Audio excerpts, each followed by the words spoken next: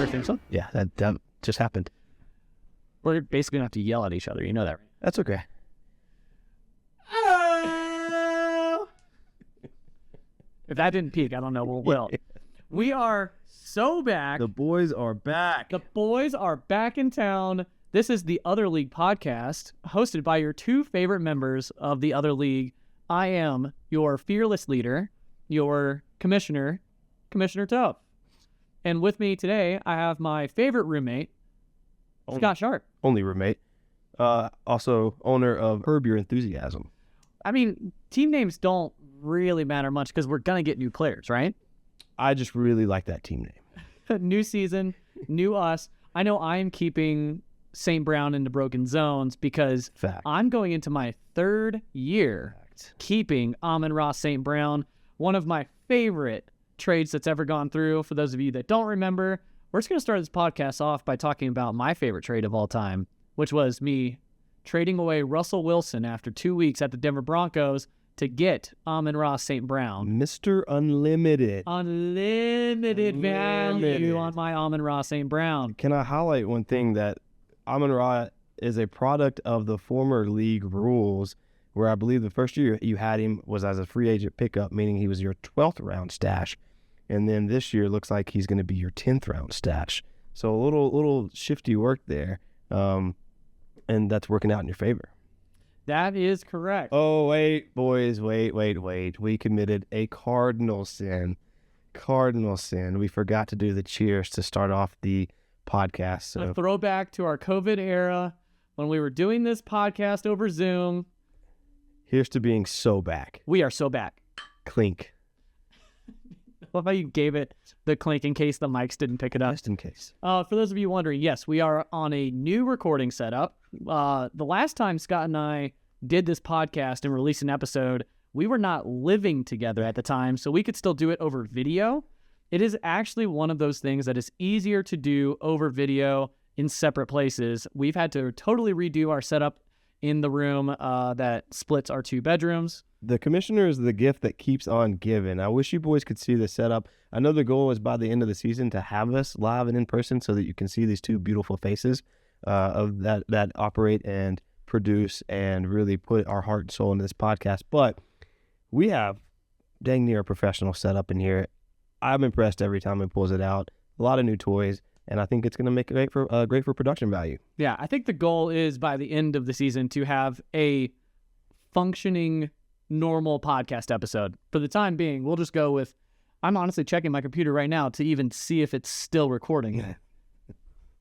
We're good. I see the clock ticking. We're good. Yeah, I think that's a yes. Yeah, it looks like a yes. So we've got a killer show for you guys. We're going to do a recap of last season and the results from last year. We're going to play a game that Scott and I have crafted. Now, was it out of genius or was it out of laziness and realization that we didn't have access to the stats we wanted? Who knows? Hard to tell. And then we'll close it out after that. We're going to keep this one relatively short. We're going to get our feet under us. Hey, this is our preseason. We're knocking some rust off. Some of us, Scott, are trying to make the team and might get cut at any moment. This is our hard knocks.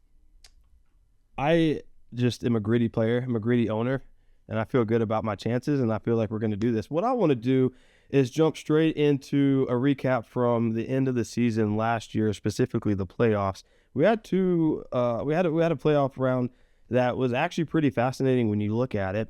Two really fascinating matchups. We have the top matchup with the number one team, St. Brown, and the Broken Zones facing Herb Your Enthusiasm. And for those of you that don't know or remember team names, that's a roommate matchup, a really fascinating game that played out, in my opinion, in a wonderful, really exciting way.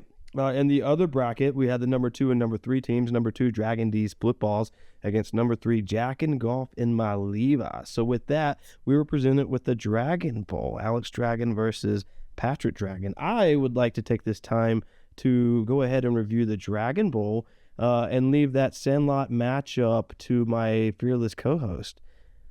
Sounds like a plan to me. Go ahead and talk about that Dragon Bowl we had. So with the number 2 versus number 3 team, Jack and Golf in my Levi's with a 96.58 to Dragon D's Football's 102.48. A really tight game, and when you look at it, Underperformances on both teams and some heck of an efforts on both teams. A couple things that stand off: Jordan Love 17.46, Russell Wilson 17.52. Again, highlighting the value of the dual quarterback league that we exist in. Jared Goff with 31.12 points. He was literally what kept Pat Dragon in this game, and then just a embarrassment of underperformance after that. Derrick Henry 5 points, Drake London 4 points, DeAndre Hopkins 4 points, so forth and so on. So with I don't know if you would call it exciting, but a victory nonetheless. Alex Dragon edges by bigger brother Pat Dragon by a mere 6 points. Love to see a brother edging by his other brother. Am I right? You love to see it. Love to see it. So I will break down the matchup between roommates here. This was a matchup between the pride of Senatobia, Mississippi, Scott Sharp, and straight out the 205, but also kind of the 504, Christopher Edmonds here. I ended up losing this matchup. Fascinating game. I ended up losing this matchup because of the most disappointing performance from a quarterback that I traded the farm for. For those of you that don't remember last season, one of the more exciting blockbuster trades that happened right at the trade deadline, I traded away Lamar Jackson along with Jamar Chase, a huge wide receiver with tons of keeper value. Traded those two players to Gavin Gilmore for the then red-hot Dak Prescott, and then, with still two functioning legs, Josh Dobbs. Oh, rest in peace. RIP. In this final matchup, I got a whopping 6.06 points from Dak Prescott, along with only 2.8 from Breece Hall, and 6 points from Brandon Ayuk in my flex. Scott had a solid performance on his side with Brock Purdy putting up 25. He had Chuba Hubbard putting up 12. CeeDee Lamb, your ride or die last year. CeeDee Lamb putting up 18.6. Love that guy. And then Rashee Rice coming through for Kansas City, putting up 24 points on your way to an amazing silver medal performance. Wow. Dominating, some would say. It was 145 to 104, and you know what? At least we were in the playoffs. Am I right? Hey. Clap. That was a high five clap in case the mics didn't pick it up. From there on, after those two games, nothing of notice happened. No one played football that mattered, except for the Toilet Bowl. In case you guys forgot, the first week of playoffs, we like to pit our two worst performers from the regular season against each other to play in what is known as the Toilet Bowl. This decides who does the punishment. And in the Toilet Bowl, unfortunately, Corey Eller didn't rise to the occasion, only put up 119 against Christopher Glennon, the newcomer to the league. My brother from another mother, Christopher Glennon, just barely eked it out, 127. Corey Eller, who started the year with an impressive lineup that featured Josh Allen, still managed to find himself in the Toilet Bowl, and now he's going to have some spicy wings during our draft. Is that a two-peat in the Toilet Bowl? I can't remember. I do believe that was a repeat of the Toilet Bowl. Corey Eller needs to perform this year, and you know what? The good news is he's drafting in a great position.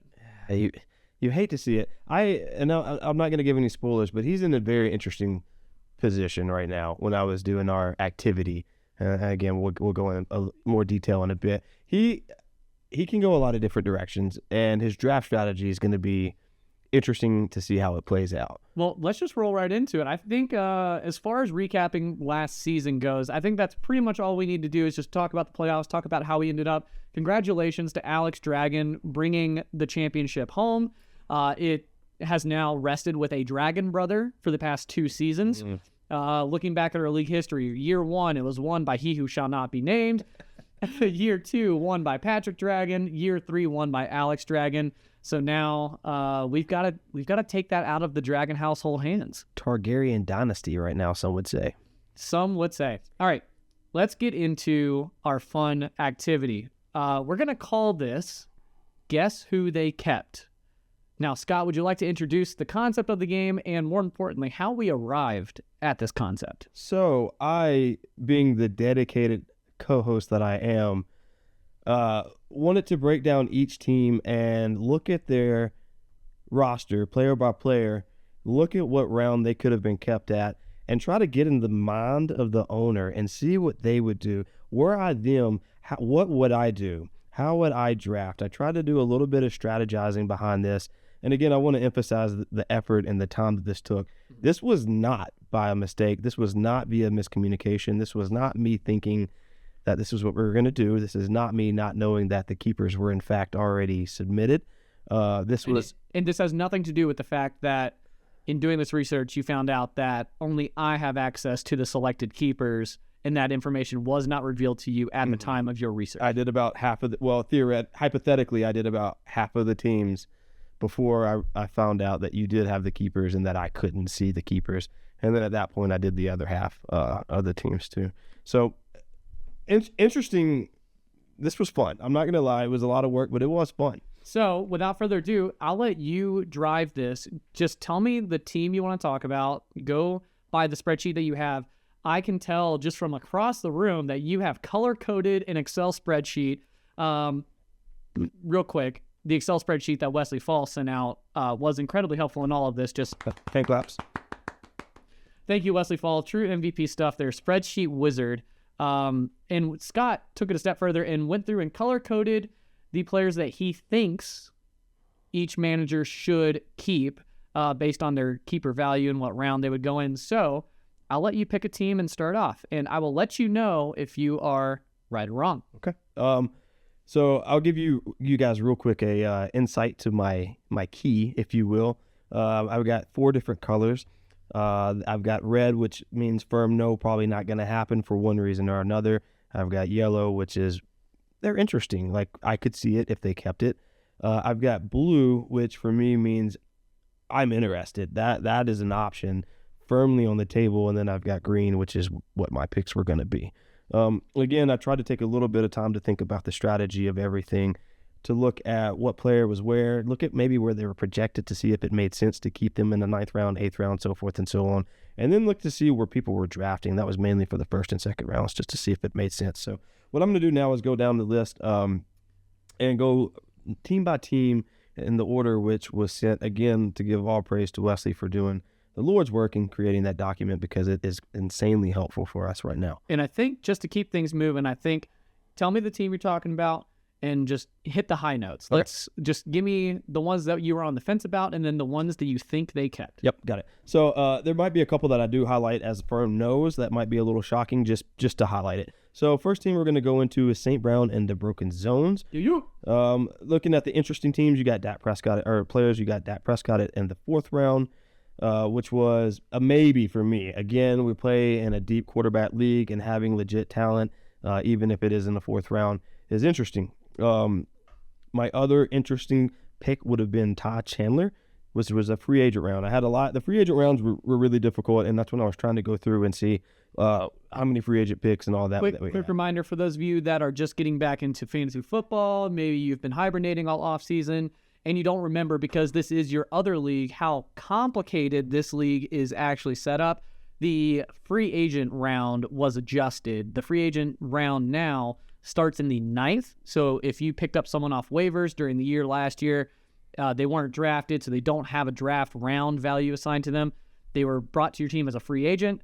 You get to keep them starting in the 9th. If you have multiple, then it bumps up to the 8th, 7th, so on and so forth. And there was, just to clarify, there was a couple that I had multiple free agent pickings on, so I tried to get in the mind of the owner to say, okay, I would keep this guy in the 9th so I could have him in the 7th. You put yourself in the headspace of Christopher Glennon? In the headspace. I don't think anybody can fully be in that, and I don't think you can ever come back from that. It's tough. So I tried not to go fully in there, but I did attempt it. So we'll jump right into it. I had Raheem Mostert as a 10th rounder, a keeper. That felt like a solid lock to me. Do you want to go as I say these locks, if I'm right or wrong, or do you want to wait and tell me after? I'll wait until you after. Okay. I want you to tell me what you think they picked as their keepers. Okay, so Raheem Mostert, I dropped him down to the 9th round because Amon-Ra St. Brown is an obvious 10th round keeper. Breece Hall, obvious third round keeper, and he's going to pay dividends for you. And then Brandon Ayuk in the 8th round is my keepers. Dak Prescott was a tough one to leave off. Again, highlighting the depth that you need at quarterback. But I think with you picking number 1 overall, some interesting choices. Do you go quarterback because you can get any quarterback that you want, or do you go Christian McCaffrey like every other pick? So that was my mindset behind that. All right. So I'm not going to reveal my thought process behind my number 1 pick. Okay. But I'm going to start with the least surprising of my keepers. Amon-Ra St. Brown, keeping him in the 10th. That is an absolute steal. That's a first-round talent that I'm able to keep in the 10th. You're going to see a lot of that type of value as we go through other people's teams as well. I know a lot of other people have really good players that they're able to keep in late rounds. That's the beauty of this hybrid dynasty keeper format. Another one that is not that surprising, another late-round keep, is Brandon Ayuk. Now, my thought process is keeping Brandon Ayuk is great if he stays on the 49ers. Mm-hmm. With trade talks that have been happening, there's a chance he gets traded somewhere where he can be a true number 1 and not have to split it with Debo. So, as an 8th round dart throw at a potential alpha number 1, if a trade comes through, great. And even if he ends up splitting that time with Debo, he was still incredibly productive, especially in the latter half of last year. Yep. Another one that is not surprising, Breece Hall. Breece Hall, being able to keep him in the 3rd round, that's a no-brainer for me. Breece Hall, in every mock draft I've done, whether it's redraft or superflex, appears to be a first-round draft pick. So I'm keeping him in the 3rd round. That frees me up rounds 1 and 2 to build out my team with a couple studs. Now, the most interesting one. Mm-hmm. In the 4th round, I'm keeping Dak Prescott. Okay. Reason being is this is a super flex league and quarterbacks come at a premium. My current rankings that I'm using on my players has Dak Prescott sitting in the top 12 to 15, depending on the person who's ranking it. So I think having him at round 4 is fantastic. And if I can pair him with another stud quarterback, I think I'm well set up for a year in Superflex. So, and then I want to, one thought process that I had behind it too, obviously a little bit different with Raheem Mostert going out. He is in a timeshare possibly, or for sure. But with also as old as I am, and my knees hurt. Yeah, and I don't have to run that fast and get hit the way that Raheem Mostert does. I'm older than you, and I don't want to get into how bad my knees hurt. But with Amon-Ra, you got an elite wide receiver. With Breece Hall, you got an elite running back. With Brandon Ayuk, you've got a very, very, very capable number 2 wide receiver. So that really opens you up in my mind that you're probably you're probably looking to go. The number 1 overall pick is going to be is tough. I mean, you could probably go wide receiver, quarterback and be set. And then you've got 2 quarterbacks, 2 wide receivers, and a legit running back, and you still have work to do with a lot of other rounds to go. So I'm excited to have that first round pick. I got incredibly lucky on the medal count guess that I made. And to be clear, I entirely made that guess just so I could remember it because I knew a nice round number would do better for my short-term memory loss. All right, who's your next team? So next team, again, going in order, Obi-Wan Mahomes, Corey Funderburg. This was an interesting one. I have a lot of yellow in here, not a lot of red. Again, yellow is possibly, red is no, and a couple of greens. We're going to jump right into the greens. Green, first round keeper, Joe Burrow. I think he's the number 2 or number 3 overall wide receiver ranked, or quarterback ranked right now. I feel like that's probably a no-brainer. I'm gonna look real quick to see what order he was drafted into. So you're looking at Joe Burrow as a first-round pick in a 10-team Superflex? I am, yeah. I am. Again, he's the number 3 quarterback. I don't see not many quarterbacks as keepers in the first 2 rounds. So with Corey Funderburg getting the 3rd overall pick, what quarterback talent's going to get back to him? What's going to make it back? I think that's more accurate. The rankings I'm looking at currently have Joe Burrow ranked at 10 overall in a Superflex. I don't think he gets back to him if he doesn't keep him in the first. No, I don't think so either. So then from there, I think he's got a lot of really good keeper value. I'm not going to try to be this guy that keeps doing this, but I probably sent Corey no less than 13 trades for Garrett Wilson at the beginning of the season. I wanted Garrett Wilson something hot. Hold on 1 second. I wanted him bad. I just sent another trade. Yeah, I actually just sent another trade. I still want Garrett Wilson, but 8th round keeper value, insane. Great pick, great athlete, great player. Corey, be on the lookout for another trade. 9th round keeper, Chris Olave. Felt like a no-brainer. That kind of a talent in the 9th round. Yeah, Topher's pulling up his football card. It is a PSA graded mint number 10, for those of you curious. This is why we need a video podcast, so I can show you my prized possession. You don't want to see your card. Jim Mint 10 Chris Olave cards. So from there were some really interesting keepers, or really interesting routes that he could have gone. My players highlighted in yellow that I was looking at. Cole Kmet, is he going to benefit with Caleb Williams? Maybe, right. You got to think that Caleb Williams is going to come in 1-1 overall. That's a tough one. Ford. Again, same thing. I don't know. Brian Robinson was the other one that I was really looking at. Brian Robinson Jr. Roll Tide. Yeah, with the 12. So Kmet is a free agent, and then Brian Robinson is a 12. How do you not keep someone who got shot and still performed as a capable NFL running back? And you got to think, again, their quarterback situation's improving. He's a monster receiving the ball as it is. That's probably going to be the way that I didn't do the blue colors at this early yet, but that would probably be my blue as the super interested. And then Tank Dell, another weapon too. And then Chase Brown as a possible handcuff. So I don't think that you go Chase Brown when you have a Brian Robinson. But all right, you got to pick 4. Who's it going to be? Brian Robinson. Minimum 2, maximum 4 keepers in this league. Yeah. Who are you keeping if you are in Corey Funderburg? I got Joe Burrow, Chris Olave, Garrett Wilson, no doubt. And if I'm picking a 4th in the 12th round, honestly, let me go in and lock this one in. I'm going to pick Brian Robinson as a 12th round keeper. All right. So the grand reveal here is I actually don't have his keepers submitted yet. Several teams in this league so far have not sent me their final selections for keepers. I am with you on the wide receiver core. Okay. I think Joe Burrow is an interesting first-round keeper. Part of me wonders, where is Funderburg drafting? He's 3rd, so I don't think he's going to get quarterback talent coming back to him. That is not elite. So here's the issue. Do you burn that 1.03 pick by keeping Joe Burrow when with a 1.03 in Superflex, you can get something more like potentially a Jalen Hurts, a Patrick Mahomes, or a Lamar Jackson. You can get more of a dual threat. That is a good counterpoint. Counterpoint to your counterpoint. Did you counterspell my counterspell? I'm counterspelling your counterspell. Christopher Edmonds with the number 1 overall does not have a keeper in that round. Christopher Glennon with the number 2 overall does not have a keeper in that round. So 2 out of the 3 for sure are off the board. So I guess it matters. Do you like Joe Burrow or do you like the chance of Lamar? Do you like Patrick Mahomes is a maybe, I guess. Here's a list of who I have currently ranked over Joe Burrow that he could potentially take if they fall to him at the 1.03. You've got Josh Allen, Jalen Hurts, Patrick Mahomes, Lamar Jackson, Christian McCaffrey, and remind me, CeeDee Lamb is TBD. Okay. And then potentially Kyler Murray. But I think that's also going to be a keeper. So you're looking at several high value quarterbacks that he could take at the 103.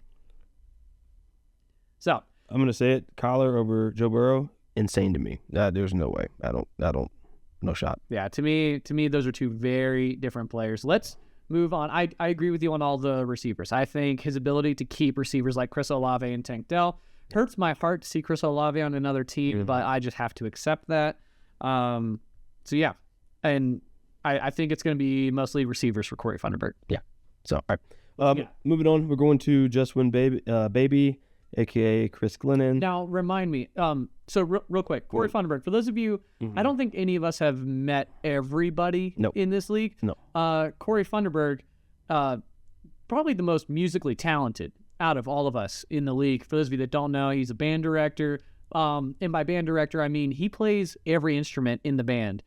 You go to watch his marching band play, it's just him and about 55 brass instruments that he runs around and plays one at a time, and then he edits it together to make one cohesive sound.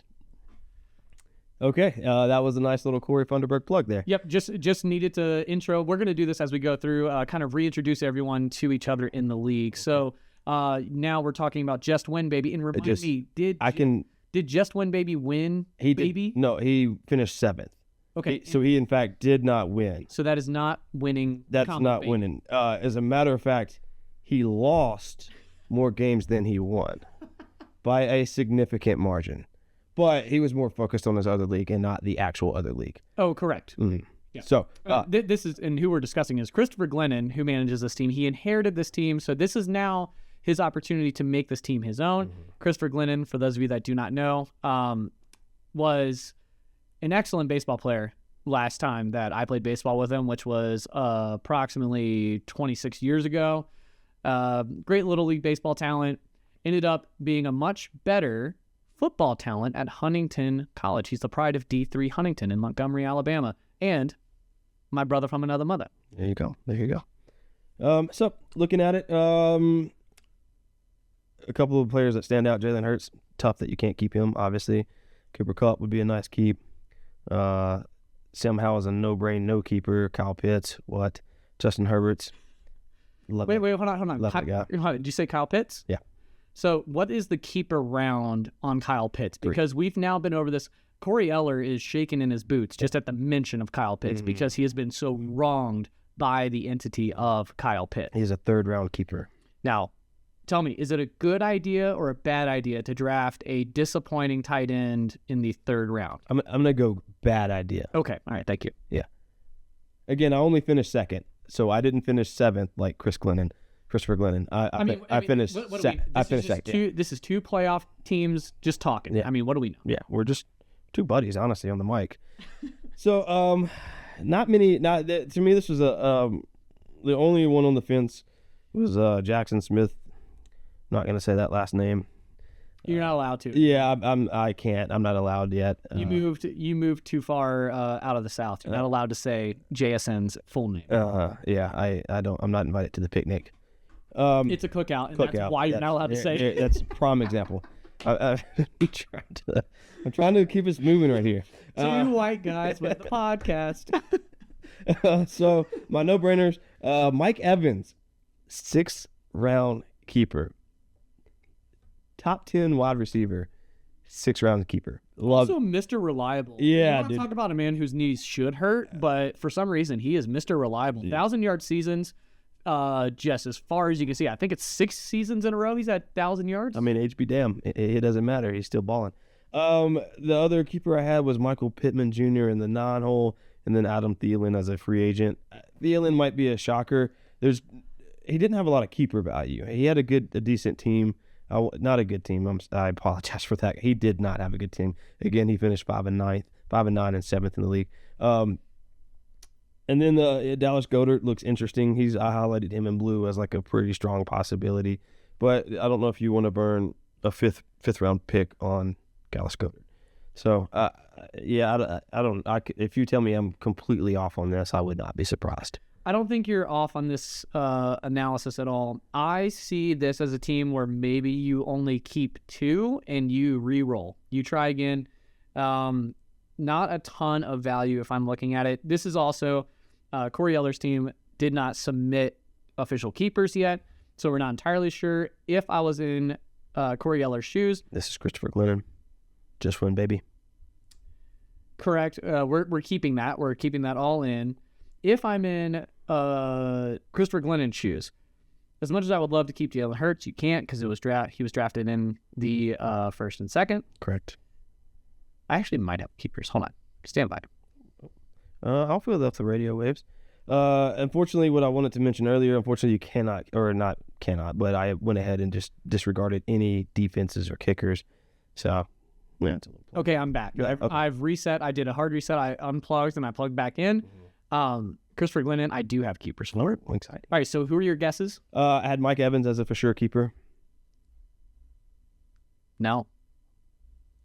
Mike Evans is not listed as a keeper. I know. I'm also shocked. For those of you that can't see, Scott is looking at me wide-eyed as if I have made a mistake. And I can assure you I have only put in what Christopher Glennon told me he wanted to do. Can these be undone? This is why you listen to the podcast, people. So what round? You will not just win, baby, if you don't keep Mike Evans with the 6th round. He's a top 10 wide receiver, for God's sake. What? So yeah, no Mike Evans in my current listing for keepers. I had already marked him as like confirmed keeper.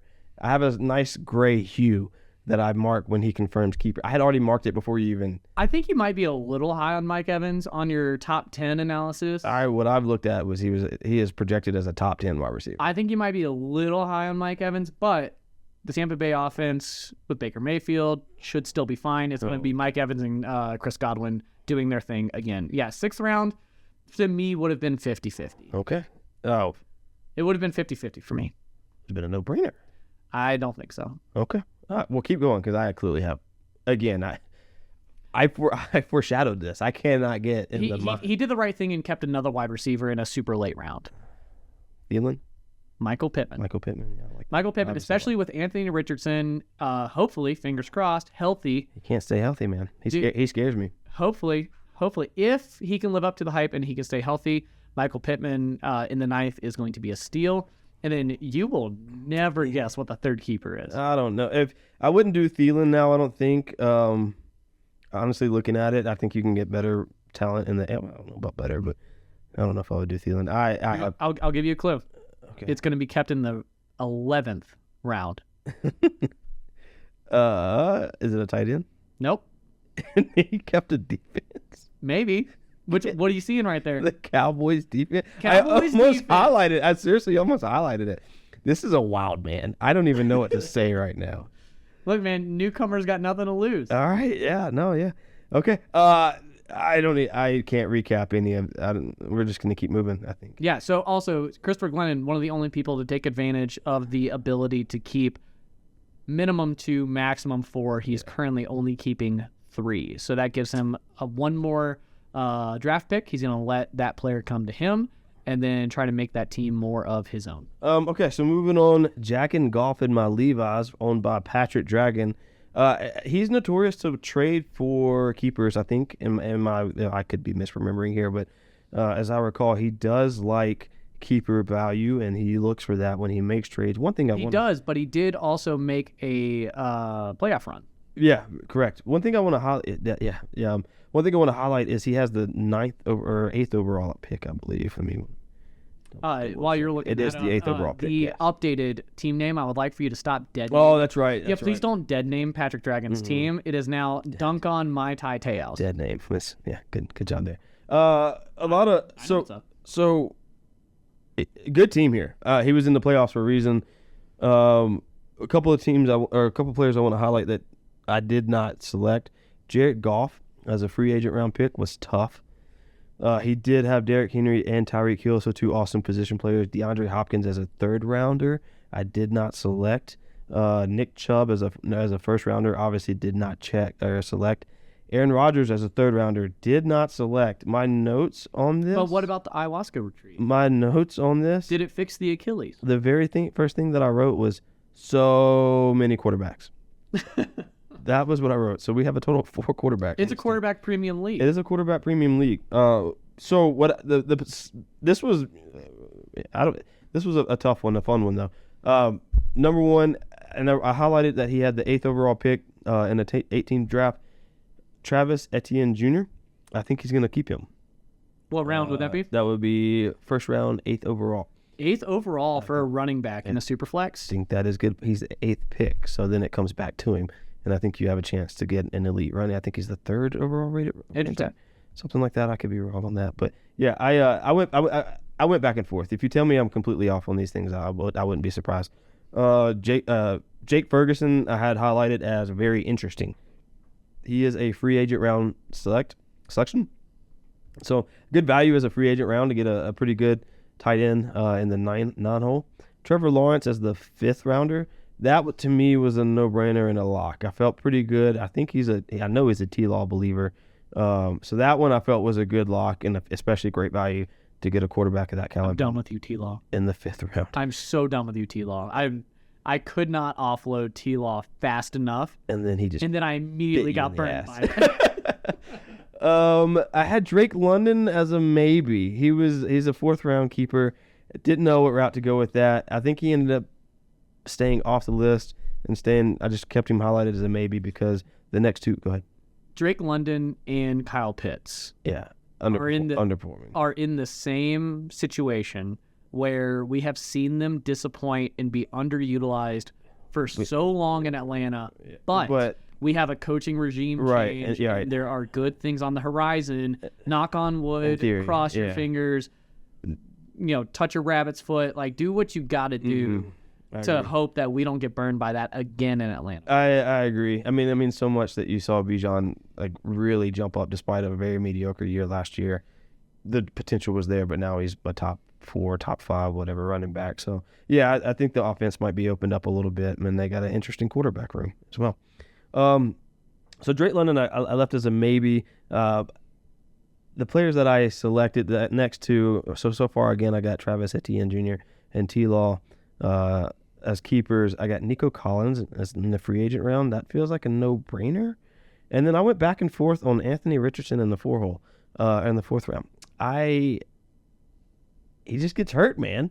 Can he play? Like, he's a great talent when he's on the field. We have 2 complete games from Anthony Richardson. Yeah, that is neat. Yeah, right. I mean, he's dynamic. There's no doubt, but dadgum, can he stay on the field? It's hard to tell. So those were my guesses. So your 4 would be, or your up to 4 would be Travis Etienne in the 1st, T-Law in the 5th, Nico Collins as a free agent, and Anthony Richardson in the 4th.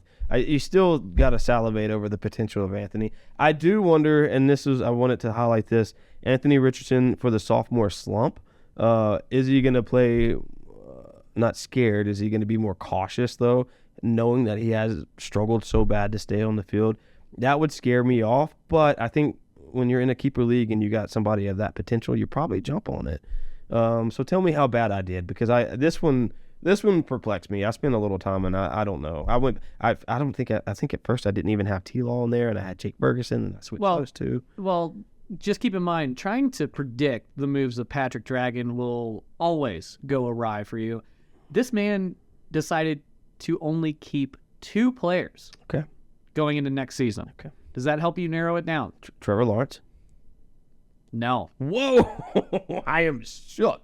Nico Collins. Yes. Yeah. Nico Collins being kept in the 9th round, I think I would agree with you. Yeah, that's a no-brainer there. No-brainer. That is someone who is currently the wide receiver 1. However, C.J. Stroud has made it seem like Tank Dell is more his guy. Right. But that offense is so potent. I want a piece of it no matter how I can get it. So I think Nico Collins makes sense being kept in the 9th. He's got 1 more keeper. I'm going to go Jake Ferguson. Wrong. He is keeping Anthony Richardson, taking the risk and hoping for a dynamic, mobile quarterback, being kept in the 4th. Very similar to my keep of Dak Prescott in the 4th. His quarterback maybe a little bit more mobile and, rushing yards friendly, whereas my quarterback just has a little bit more experience in the NFL and is sure to disappoint me in the playoffs. He's a Mississippi State graduate. He will disappoint you. Thank you for that. Behind you, what I can see is a gigantic navy blue Ole Miss flag that is hanging in our room. Hotty toddy. Luckily, that one is not covered in our homeowners policy, so if this place burns down, you're shit out of luck. This brings us now to Tua Fast, Tua Furious, owned by one Alex Orbeck, our good buddy out here. This was an interesting team. This was maybe my second favorite team to do this activity with. Alex Orbeck, and this ended up, I came back to him because this played a role in it. He's picking 9th overall, okay? So, players of note that are not going to be kept for just one reason real quick, for those who don't know Alex Orbeck. Mm-hmm. Alex Orbeck, my college roommate. Correct. And Scott's former employee. Uh-huh. That's correct. He did work for me, and in a way, I'm still his boss.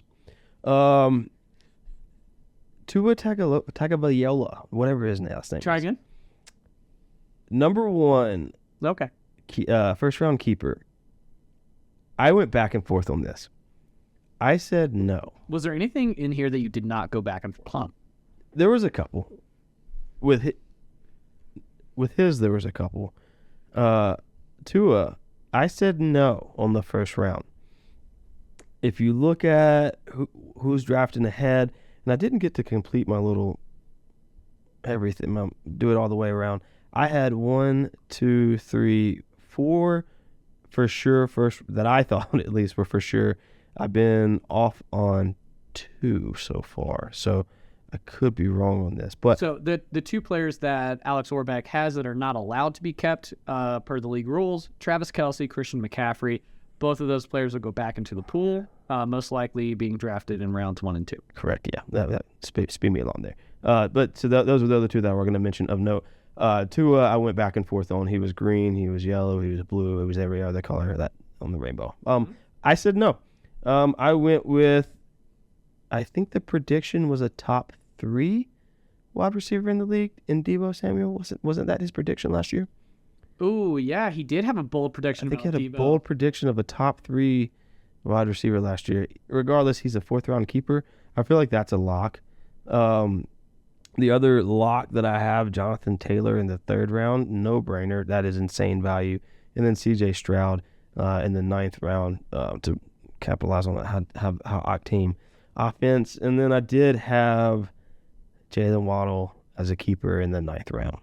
Okay. Tell me how. All right, and then to highlight a couple other really interesting ones, he had Calvin Ridley in the 11th round, Dalton Kincaid as a free agent, 9th round tight end, starting tight end, not bad, and then George Pickens again in the 8th round. So some interesting talent. I think I darted on Dalton Kincaid because he would have been bumped up to an 8th round keeper with C.J. Stroud being 9th and Jalen Waddle being a 9th, and then George Pickens being an 8th. So there was some interesting play that would have had to have happened there. So I think this needs to be prefaced with Alex Orbeck is the manager in the league who has done the most work to stockpile free agents on his team. Once he found out he was not in playoff contention but was sitting in that missing middle, he did a ton of work stockpiling free agents, and that's why you see all these free agent round keeper options. Did you look that up? Is that a fact? Because I think that might not be a fact. I think there's one team that might outdo him. Am I looking at the manager of that other team? You're not, shockingly. I tried. Is it Wesley Fall? It is Wesley Fall. Okay, yeah. By a landslide. And I don't know if I missed some stuff. I wasn't able to see previous transactions, but by a fucking landslide. Okay, so then let me rephrase. Alex Orbeck was very active on the waiver wire once he found out he was going to be in that missing middle. Did a very good job of stockpiling players to potentially keep going into next year. What that has left us with is a very interesting decision-making process on who is going to be kept in what round. Yeah. Because if you remember, for the league, if you're keeping multiple free agents, you have to choose which ones get bumped up into earlier rounds, starting in the 9th, going up to 8th, 7th, etc. So, on his team, currently listed for his keepers, I'm going to start in the highest draft round, in round 3, keeping Jonathan Taylor, starting running back for the Indianapolis Colts. Makes a lot of sense. No-brainer. Yep, especially if Anthony Richardson needs some help on the ground game. In the 7th, so his next 3 keepers are all free agents. Wow. So he had to choose who was going to be 7th, 8th, and 9th round. 7th round, he's keeping Jalen Waddle, which still great value on Jalen Waddle, very high-powered offense. Tyreek Hill is a first-round talent. Jalen Waddle, not too far off, being kept in the 7th, so good value there. In the 8th... I don't think that's... my spreadsheet's showing that he is in the 9th round. He's not a free agent. I am showing him after talking with Alex in the 7th. I'll verify, but here's the way it's shaping up. In the 8th round, Dalton Kincaid. Okay. Tight end for the Buffalo Bills, catching passes from Josh Allen, and with losing Stephon Diggs, Dalton Kincaid is in a good position to be a Travis Kelce type in Buffalo. I'm not surprised. Can I make a guess? Is it Mechie for the last one? No. Wow, shit. Now, assuming that everything is above board, and we will now submit this to the review process, in the 9th round, Alex Orbeck has elected to keep C.J. Stroud, which I think is a great idea. Oh, okay. No. Okay, you're right. That's right. Yep. Great idea. Keep C.J. Stroud in the 9th round. Maintain that 2-round difference. Yeah. Some extra keep ability for next season and the season after. All right. So that is Tua Fast, Tua Furious. I'm wondering if he's going to keep that team name. He does have Jalen Waddle. We know he's a huge Dolphins fan. Used to be a Broncos fan, but I think someone got into his head and converted him into more of a Miami guy. Hard to say. Hard to say. That was a fun one. I'll say that. He was a fun one to try to predict. Who you got next? I got Corey Eller with Pollard Express. I've got nothing on. I'm perplexed on this. Corey Eller, notable fireballer out of UAB, was the fastest pitcher in our little league that me and Christopher Glennon played in, and maintained that all the way throughout his college career. And now, besides being the pride of UAB, spit fire, he's also going to be spitting fire during the draft because he's doing the punishment. Out of his ass. Yes, out of his butt. This, I don't. I'm going to go ahead and tell you now, I do not have keepers for Corey Eller yet. Yeah, I mean. So go through, just tell me who you think Corey Eller could keep. If you were in this situation, you've now finished in the toilet bowl 2 years running. How do you rebuild for Corey Eller? So I just want to say the poor keep on getting poor in this instance, because not only has he finished back-to-back in the toilet bowl, he is the owner of the last pick in our draft. That is unfortunate. That's unfortunate. And so that plays a little bit of strategy. He's got Joe Mixon that he could keep in the first round. No shot, I don't think. I highlighted him as blue as interesting. I was piqued by it, but I don't think so. Chris Godwin in the third round, maybe interesting. Tough to tell. Kenneth Walker in the second round, I don't think is going to happen. And then David Njoku is a free agent. He's not great. I mean, he's a good, okay tight end, but he could probably do better. So I had him keeping maybe Matthew Stafford in the ninth round. I had him keeping Tony Pollard in the 10th, and I had him keeping Hollywood Brown in the 5th. I just perplexed. He has Josh Allen not allowed. Obviously, Devontae Adams not allowed. Evan Ingram was a fourth-round keeper. That would be dumb. A kicker, a punter. A kicker in a defense. Geno Smith in the 12th. I don't think you do that. Let me tell you who I would keep if I was him. So if I was him, I would only keep 2. I would keep league minimum. Okay. So that way I can redraft, re-roll. Get flexible, start the rebuild. Yeah. Geno Smith in the 12th. Sure. It's a starting quarterback, built some depth that gives you all the rounds before that. I just don't believe in him. I think that's the issue. He had a solid run last year. Yeah, no, he did. He had a solid run. I don't believe it, though. So it is possible, and hopefully if we're high on JSN, that's going to require some type of consistent play from Geno.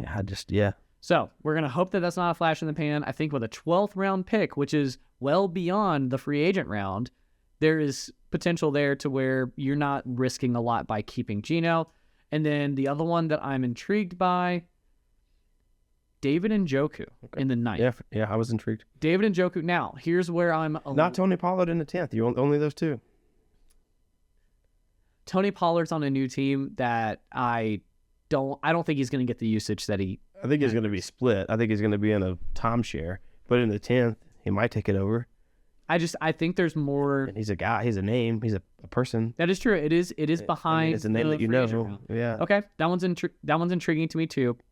But I think if you know for a fact you can lock up David Njoku in the 9th. He had a great streak. He was league winner in tight end for the last 4 or 5 weeks of the season. Whenever he had Joe Flacco throwing to him, he was amazing. Yeah. Now, will that hold? Now that we get Deshaun Watson back, I'm not entirely sure. But once again, I think if I'm Corey Eller, my goal is to keep 2 players in some super late rounds so I can use the first 8, 9, 10 picks to rebuild. Yeah, and I don't disagree. I hate to be mean, but if I'm Corey, I might just go for maybe some rookie players that aren't big names in that 5, 6, 7 round stretch, and just try to get some keepers or something. The issue, he's drafting 10th overall, and he doesn't have good keeper talent. And it's not like next year's a lost season by any means, but it's just tough when you have other people who have some good keeper talent, and then you're drafting 10th. That's tough. But I mean, granted, you definitely have that 1-2 punch at the very end of the first round and start of the second. Drafting 10th overall in a super flex with some of the keepers marked that I have. on the rankings I'm looking at, that's going to put you in potentially like the A.J. Brown, Jahmyr Gibbs, Tua range. It's going to put you in there. Now, keep in mind, he gets 2 of those because he's on the turn. So you do have options there. It's just going to come down to really drafting well in the middle rounds and try to rebuild some depth for that team. Yeah, this one was a tough one. And even thinking about draft strategy. I think Corey would agree with you. This one is a tough one. Yeah, the draft strategy, you got to go like a legit, try to get not Josh Allen. The other advice I have for Corey Eller is to go ahead and prepare your list of draft targets. So that way when you are crying from the heat of the Hot Ones challenge and doing the draft, you can at least have it queued up. That's a good. When it's hard to see and you have to run to the bathroom. That's a good tip. That's a good tip. All right, who you got next? So next we have Strain Metcalf with Gavin. My favorite trade partner. This is the team I am most excited about, and this is the team that I truly wish he had a better draft pick, because I think he could have an elite team next year. So the ones that are not allowed, I'm going to go ahead and run through those. Yeah, run through that. Lamar Jackson and Austin Eckler, who I traded Not allowed. to Gavin, not allowed because they were drafted in the first 2 rounds, as well as A.J. Brown, who Gavin drafted. Yeah. So I think he's the only one with 3 not alloweds, I think. And then an absolute, to me, his he had 3 no-brainers, and then I think I threw a 4th one in there just because of the value of it. So let's run through it real quick in order. Number 1. So again, I think Gavin. Let me look at it real quick. Is drafting. He's drafting 7th overall, so just a spot in front of me. DK Metcalf, absolute unit. I kept him. First round keeper, I kept him. I think that there's going to be some talent still there as a quarterback when he gets back, and I'll explain it. Well, it'll make a little more sense again. Sam Laporta, free agent round, no freaking brainer. Top 3 tight end in the league. Jamar Chase, 7th round keeper. Who traded away that guy? An idiot. Who traded away that guy? And then I kept Jordan Addison for the 11th round keeper value. I don't know how much more value you're going to find in the 11th round over Jordan Addison. Again, unless you're really high on some a player that you think you can find out there. And just to be clear, I misspoke. I did not trade Gavin Austin Eckler. I had him in previous years. He drafted Austin Eckler in the first last year. I think that makes sense. That was my mistake. I traded Lamar and Jamar. So I feel good about Sam Laporta. I feel good about Lamar Chase. If you said he didn't keep DK Metcalf, that would make sense. If you said he didn't keep Jordan Addison, that would make sense. Again, I just liked him as the 11th round value. All right. So, Strain Metcalf. According to what I have here, only keeping 3 players. Okay. All right? Yeah. Starting with the highest round in the 7th, keeping a beautiful trade target of Jamar Chase. Yeah. I think that trade worked out great for Gavin being able to keep Jamar in the 7th. In the 8th, we're doing Minshew Mania, baby. No way. Gardner Minshew, starting quarterback for your Las Vegas Raiders, playing in the black hole of Allegiant. And then in the 9th, one of my favorite tight end targets, and I'm very sad won't be on the board for us when we're drafting, Sam Laporta. You know me as a Jahmyr Gibbs owner and an Amon-Ra St. Brown owner. I love me some Lions offense, and I am super sad that I won't have a shot as Sam Laporta. I'm not shocked by the DK exclusion. I'm a little shocked by the Jordan Addison in the 11th round. It seems like good value in the 11th. So, right, moving on. We have Watson Protective Service, owned by none other than Wesley Fall, and a monster in free agency. No doubt about it, he tanked, but he's got good talent. Do you want to run through the ones that are not allowed? Yeah, and for those of you not familiar with Wesley Fall is the pride of Mountain Brook High School. This man is so old money. Gets on everyone's nerves, just the most hoity-toity. No, I'm kidding. He's fantastic. One thing about Wesley Fall, still has a deathly fear of Waffle Houses. Won't step foot inside a Waffle House ever again. If you want to know more, ask him about it. He has the full story. Watson Protective Service, what you got for keepers? Did you want to run through the ones that aren't allowed at all? The ones that are not allowed, according to the spreadsheet, are Saquon Barkley. And that is it. And that's all she wrote. Yeah, so just Saquon Barkley going back into the player pool. I would expect Saquon to go high in our draft. So I told you there was a couple of teams that were super interesting to me. Gavin was the first one, and then this one was really... I am now seeing the spreadsheet where almost every single line next to his players says FA round, FA round, FA round, FA round, FA round. You want to talk about stocking up, that would be Wesley Fall. Now, note, As Wesley, when he sent the spreadsheet, asked me for a clarification on the rules about whether or not we should allow managers in our league to pick up players after they are out of the playoffs. Yep. And let me go ahead and say, for everyone here listening to the podcast, once you are out of the playoffs, I don't know. I kind of like the spiciness. I don't know. This is an interesting... I don't know. Let's hash it out. What do you think? Hold on. So should we put it to vote? We can put it to a vote. League-wide vote? Here's my reasoning. I think if this league is meant to be kind of like a hybrid keeper dynasty setup, and you want to feel like a general manager, you want to feel like you're the main guy on draft day, you want to feel like you're a real front office player, having the ability to pick up players and take that dice roll and gamble and see if they move up the depth chart in going into next season, you have that brief little window where you're out of playoffs, but the rosters haven't locked yet on ESPN. It kind of gives our league an off season, which is exciting. To me, that's the equivalent of your front office people going out, signing contracts, renegotiating, and really trying to figure out what the future of the franchise is. I'm not going to disagree necessarily, but it is where you can go in and pick up injured players. You can go in and pick up different players of intrigue if you're out of the playoffs, whereas if you're in the playoffs, you're still squinting at like, okay, this matchup might happen here. I want to keep this person because they're having a good season, and so forth and so on.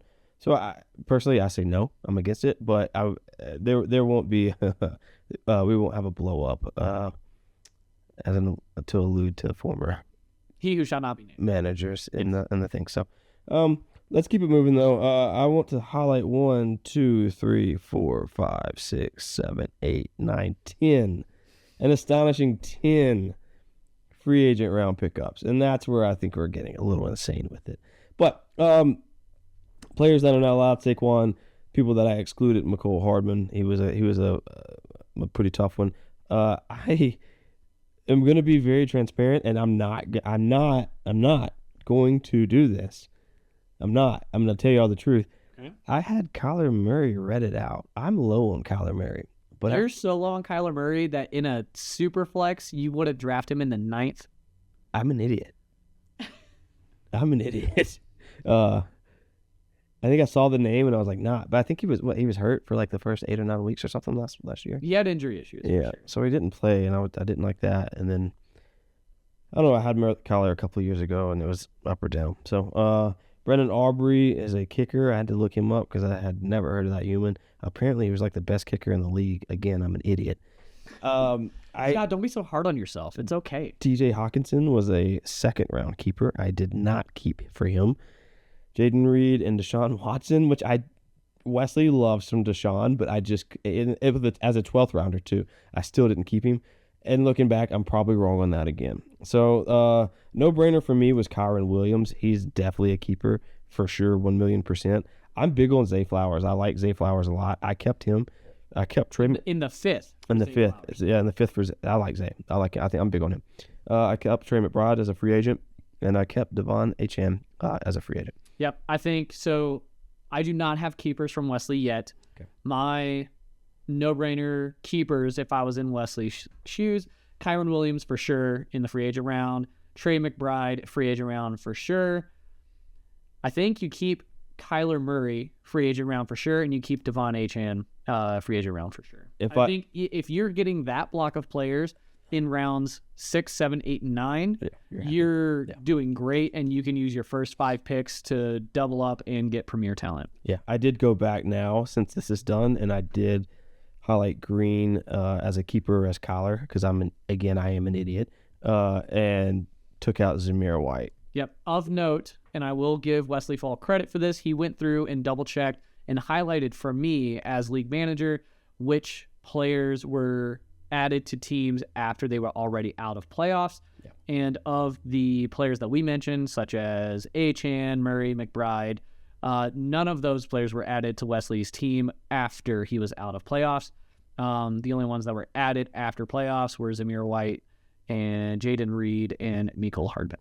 There you go. I'm going to flip the script on you. Okay. My confidant, my co-host. Yeah? You want me to decide your team? Next up is Herb Your Enthusiasm. Oh, I've heard of this team. Owned by none other than yours truly. Okay. Take a look. I'm putting you on the spot. I recognize that I'm putting you on the spot. No, this is great. Do you want me to fill some airtime real quick? Nope, I got it. Okay. I've got it pulled up right here. So I'm looking at your team, and I remember this team being rock solid. You don't make it to the playoffs by having a weak lineup. I remember the one player that you and I talked about all the time in the house, and I wanted to trade for him so bad. I think I offered you several times for this player, was Isaiah Pacheco. Yeah, and he was polarizing for me, to say none the least. It made me so mad that you kept falling on the side of, no, I'm going to keep him. Yeah. No, I'm going to keep, because I kept trying after he had a bad week every single time to try and get him off of your lineup. That's right. Because not only was he starting running back for the Kansas City Chiefs, but he's also got that 10th round keeper value going into next season. I think that one is a for sure keeper for you, if anything, just to drive your roommate insane. Put that one down as a correct answer. All right, so I'm 1 for 1. The other ones I'm looking at in your free agent round, you've got the options of Brock Purdy, you've got Chuba Hubbard, Rashee Rice, Isaiah Likely, the Chiefs defense, big Chiefs guy apparently, Chiefs defense, Jake Elliott, and Dalton Schultz as your free agent round keepers. I think out of those, you actually might not be keeping any of them, because you have another keeper option that is really sticking out to me. The Slim Reaper himself, Devonta Smith in the 10th. Now, you're going to have to choose between Isaiah Pacheco in the 10th and Devonta Smith in the 10th, which one moves up to the 9th. But I think either way, if it were me, I'm keeping both of those players. Devonta Smith, final answer. I'm not going to tell you my answers now, actually. I want to see your brain turn. I want to see talk through it, and if you want to, so that way, if you want to circle back and say, oh no, actually maybe, type of situation. What's your first round draft pick is at what position? I am in the 7 hole. You're in the 7 hole. Yeah. You have the chance to get CeeDee Lamb in the first round at the 7. I think you keep CeeDee Lamb. And then if I have to pick a 4th, so for me, you're keeping CeeDee Lamb in the 1st. You're keeping Isaiah Pacheco in the 10th. You're keeping Devonta Smith in either the 9th or the 10th. And then after that, no Keenan Allen, no T. Higgins. I think you keep Brock Purdy as another free agent round keeper. You're going to have to decide between 8th, 9th, and 10th, between those 3. Ladies and gentlemen, going an astonishing 4 for 4. Let's go. Well, that just means you have good taste. Like you and I have very similar thought processes on this, and I hope that my thinking out loud was kind of in line with where you were at. It was the 7th, the CeeDee Lamb. You love some CD. Oh, he carried me. I mean, I don't. For those of you that remembered, I am low on Dak Prescott. I don't. Year to year, I think he's too erratic. And I want it. And it has nothing to do with him being a Mississippi State grad. It doesn't on this one thing. I didn't think that he was going to be able to feed CD consistently enough.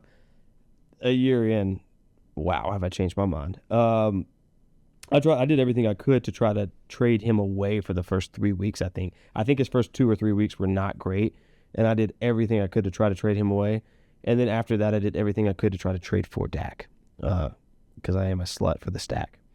So yeah, Brock Purdy as a free agent round keeper, Isaiah Pacheco as a 10th rounder, CeeDee Lamb in my first round, and Devonta Smith and also as a 10th rounder. I think I ended up doing a Pacheco, had to take Brock in the 9th, and then, or how does that work?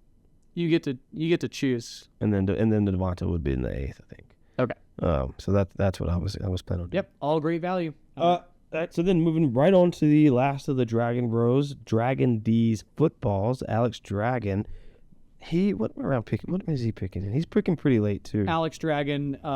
He's not. He's picking 5th. Alex Dragon, for those of you that aren't familiar, he is our probably the best disc golfer in the entire league. Some would say he's a semi-professional. When he's not winning league championships, he's taking down A tiers on the Eastern Seaboard. So if you ever want disc golf tips and tricks, Alex Dragon is your guy. Refer to our league champion from last year for all things Frisbee. This is a team when you look at it and you're like, they won. You're like, yeah, that kind of makes sense. I could see that.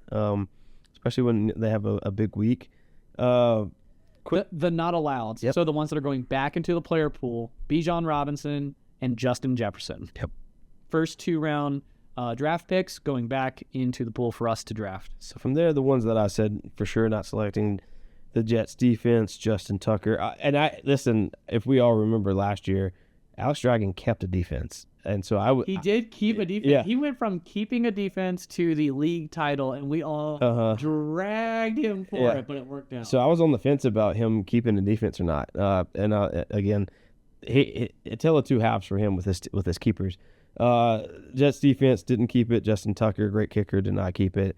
Derek Carr, no keep. Cortland Sutton, Derek Carr in the 7th didn't keep. Cortland Sutton in the 9th did not keep. Vikings defense free agent did not keep. George Kittle, 2nd rounder, did not keep.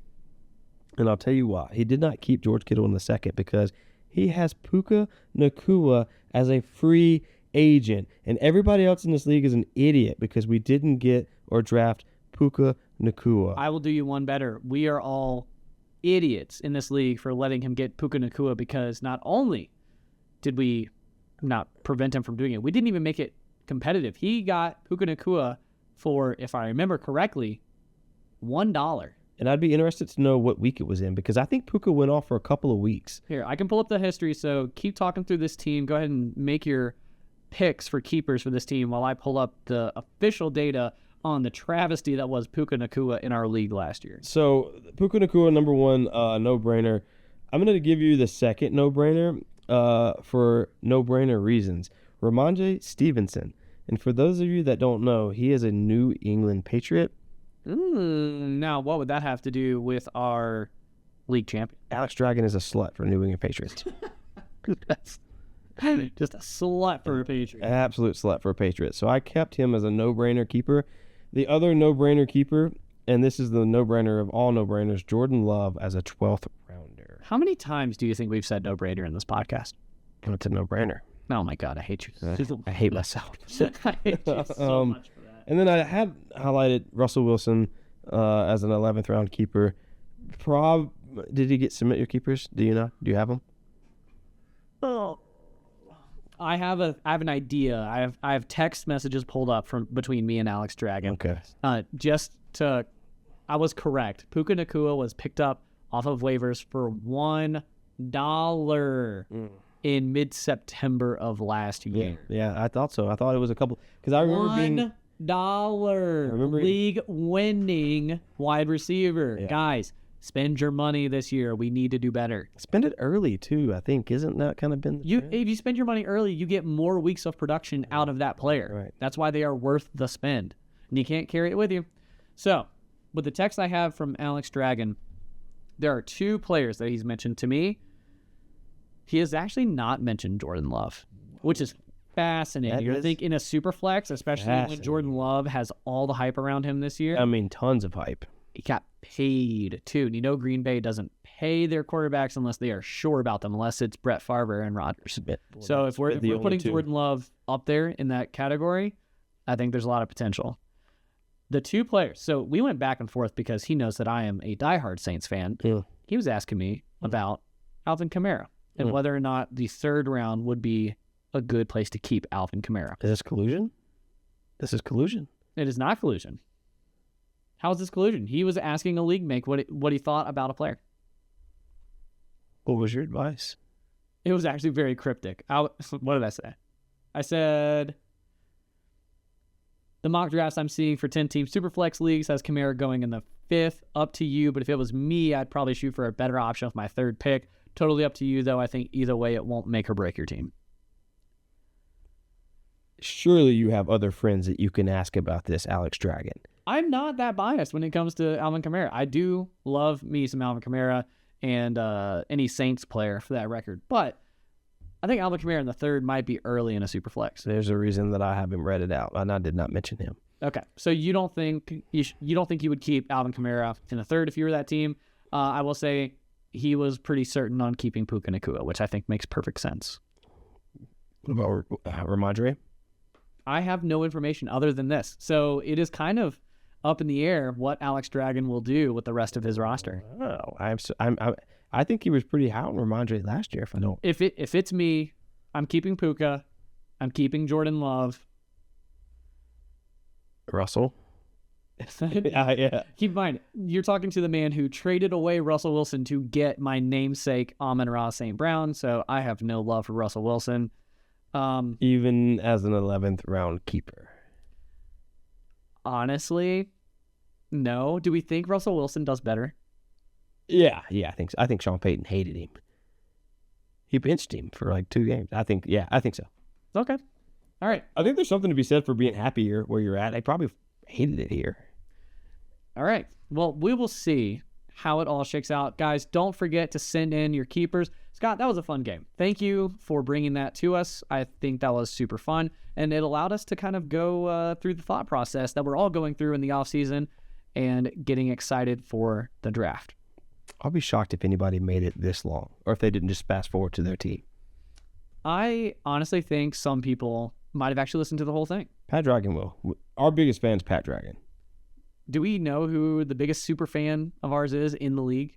Pat Dragon. Well, I'm not sure. We get comments from Wesley Fall as well. Wesley is a diehard listener.